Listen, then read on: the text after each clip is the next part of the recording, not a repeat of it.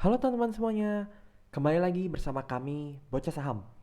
Mohon maaf beberapa bulan terakhir saya belum sempat untuk memberikan video edukasi karena ada beberapa hal yang harus saya kerjakan.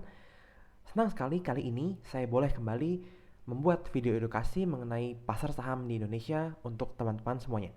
Saya harap video ini dapat memberikan insight bagi teman-teman semuanya dan bisa membantu teman-teman untuk mendapatkan cuan dari pasar saham.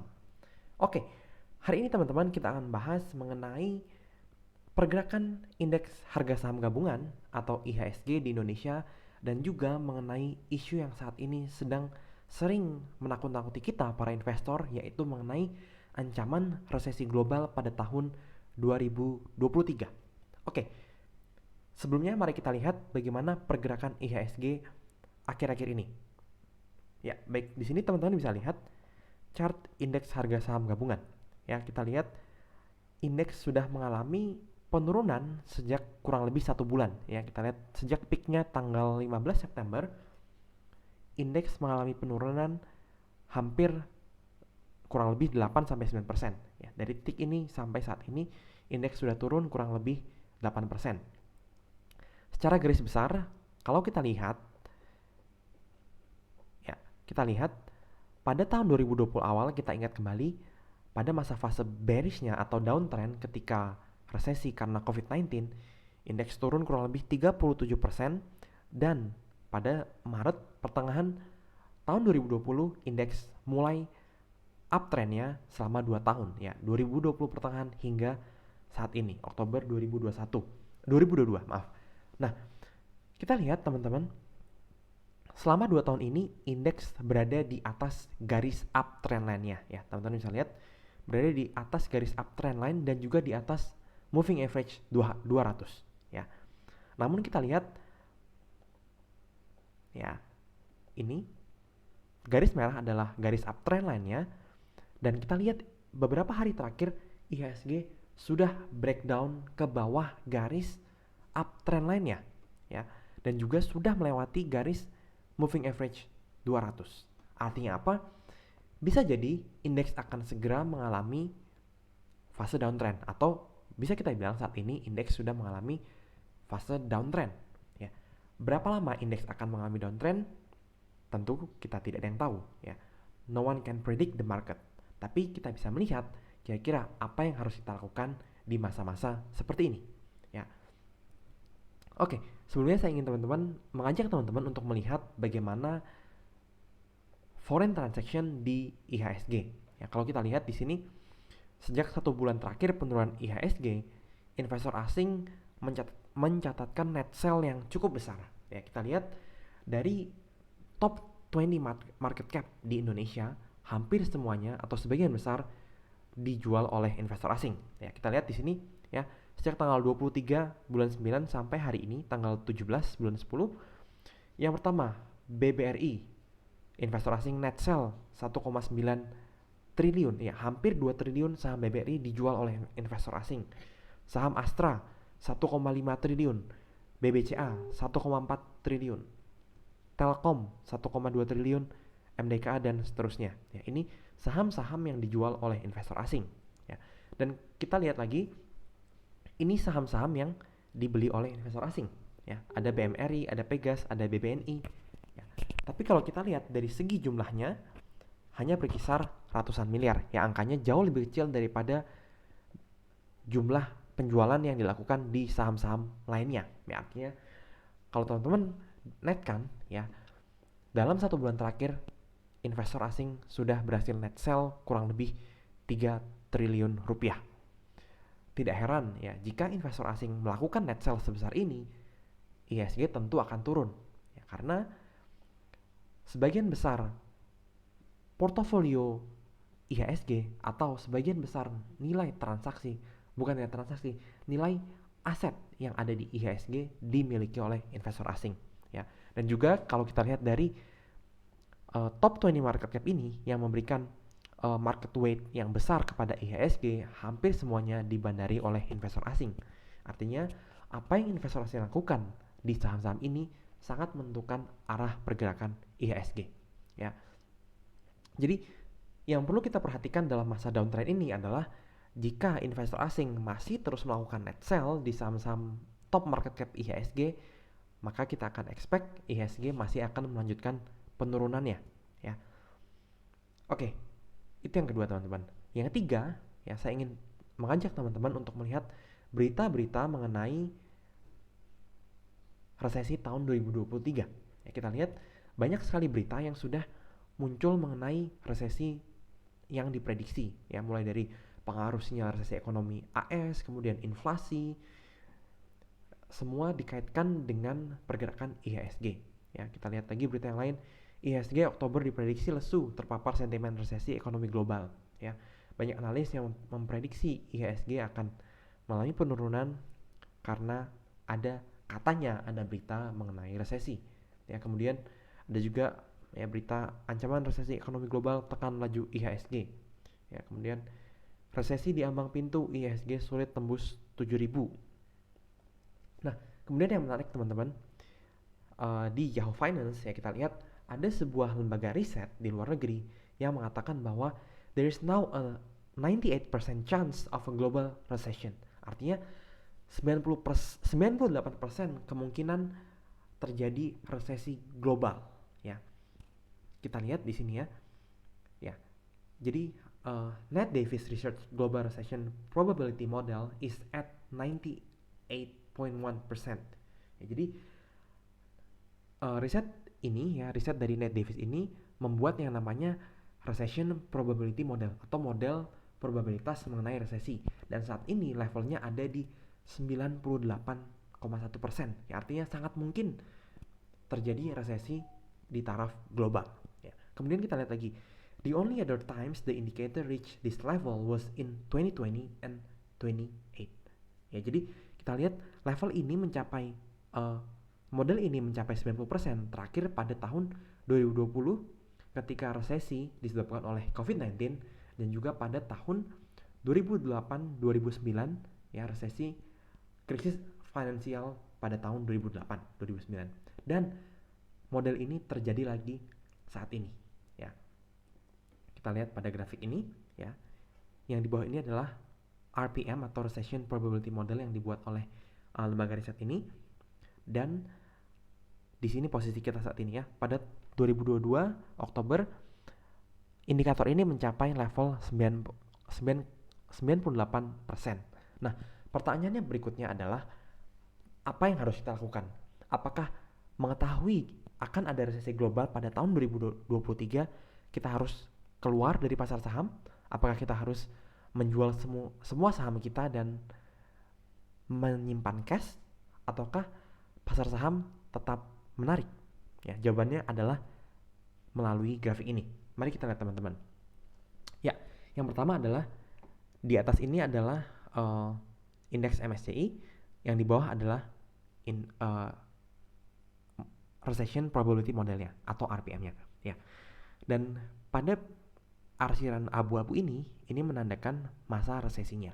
Ya, kita lihat apa yang terjadi ketika indeks RPM ini mencapai puncaknya.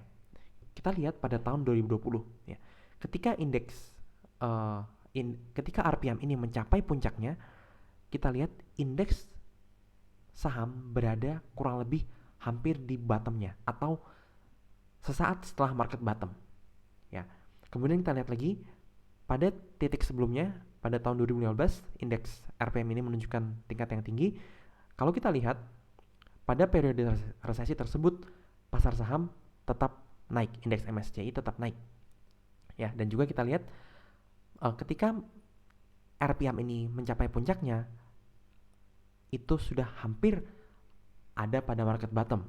Ya, kemudian pada tahun 2008 ini ketika krisis finansial, kita lihat ketika indeks ini menunjukkan angka 98%, maka indeks MSCI hampir ada di bottom ya, atau sudah hampir mencapai bottomnya. Ya, kita lihat hal yang sama terjadi pada 2002. Kita lihat di sini ketika muncul RPM modelnya di atas 90%, kita lihat market sudah ada di titik terendahnya. Hal yang sama di tahun 98-99 ketika mencapai puncaknya RPM puncak, indeks sudah rebound dari bottomnya. Ya. Kita lihat hal yang sama pada tahun 95 ya. Pada masa resesi indeks MSCI tetap naik dan tetap naik ketika ada RPM mencapai titik yang tinggi. Nah, artinya apa teman-teman? Dapat kita simpulkan hampir selalu, oke, saya login lagi. Ya. Artinya apa teman-teman? Hampir selalu ketika indeks RPM ini mencapai puncaknya pada tahun 2008, pada tahun 2020, pada waktu itu juga market mendekati bottomnya. Ya. Sekali lagi teman-teman, ketika indeks RPM ini mencapai level 98%, market sudah berada di posisi bottomnya. Ya.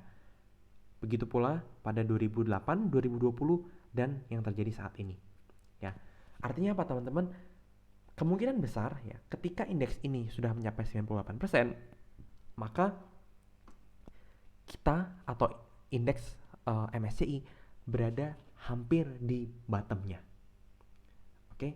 Nah, ini sejalan teman-teman, sejalan dengan teori bahwa pasar saham selalu bergerak lebih cepat 6 sampai 9 bulan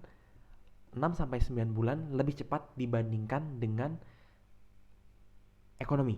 Ya, kita lihat sebelumnya ya, pada pertumbuhan ekonomi Indonesia pada tahun 2020 ya, kita lihat di sini ekonomi Indonesia baru negatif di kuartal 2 tahun 2020 ya. Kemudian pada kuartal 3 negatif, kuartal 4 negatif, kuartal 3 negatif, dan kuartal 4 negatif ya. Artinya apa teman-teman? Sebuah negara dikatakan mengalami resesi ketika terjadi pertumbuhan ekonomi negatif 2 kali berturut-turut. Ya, artinya Indonesia baru dikatakan resesi pada tahun 2020 setelah keluar pengumuman pertumbuhan ekonomi pada kuartal 3 tahun 2020 atau kurang lebih di bulan Juni-Juli ya. Sedangkan indeks sudah mencapai bottomnya pada bulan Maret atau akhir dari trimester 1 atau akhir dari kuartal 1. Ya, artinya indeks sudah mencapai bottom terlebih dahulu sebelum ekonomi mencapai bottomnya atau sebelum ekonomi dikatakan resesi ya. Nah, artinya teman-teman, jika tahun depan dikatakan Indonesia akan mengalami resesi atau secara global akan terjadi resesi, maka kita akan expect bahwa pasar-pasar saham di dunia akan mencapai bottom kurang lebih di akhir tahun atau di awal tahun sebelum resesi benar-benar terjadi ya. Dan jika kita lihat juga di psychology of a market cycle ini, banyak trader di luar sana yang salah kaprah ya. Ketika resesi diumumkan, maka semua akan panik ya, semua akan panik dan menjual aset sahamnya, menyimpan cash karena takut bahwa market akan jatuh lebih dalam lagi ya. Tapi bagi kita yang sudah lama di market, kita tahu bahwa sebelum ekonomi mencapai titik terendahnya, maka pasar saham akan mencapai titik terendahnya lebih dahulu ya. Dan ketika terjadi resesi, kemungkinan besar pasar saham sudah mulai rebound ya. Artinya jangan sampai teman-teman karena terlalu takut resesi akhirnya teman-teman menjual sahamnya ketika pengumuman resesi atau ketika awal resesi. Padahal ketika teman-teman menjual saham di titik itu, saham sedang berada pada titik terendahnya ya. Karena best time for investing, kita lihat di sini, best time for investing adalah ketika terjadi kepanikan atau ketakutan di luar sana ya. Be greedy when others are fearful ya. Ketika mulai resesi, kita tahu bahwa itu sudah mendekati market bottom dan itulah waktu yang paling tepat untuk kita mulai membeli saham di harga yang murah ya. Nah, kapan titik itu akan tercapai? Ya, kita tidak tahu ya. Mungkin indeks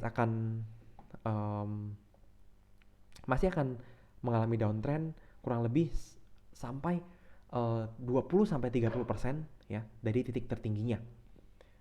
Mungkin 1, 2, atau 3 bulan lagi indeks akan mengalami bottoming ya, mencapai titik terendahnya, kemudian akan mulai rebound dan tahun depan baru mulai resesi. Ya, artinya teman-teman jangan terlalu takut dengan berita-berita tentang resesi ya. Jangan memutuskan menjual atau membeli saham berdasarkan berita-berita di luar sana ya. Kita lihat data ya, kita lihat apa yang terjadi pada resesi-resesi sebelumnya, bahwa ketika resesi itu belum bahkan mulai, indeks sudah mencapai bottomnya. Dan ketika resesi benar-benar terjadi, indeks sudah rebound, memulai fase uptrendnya ya.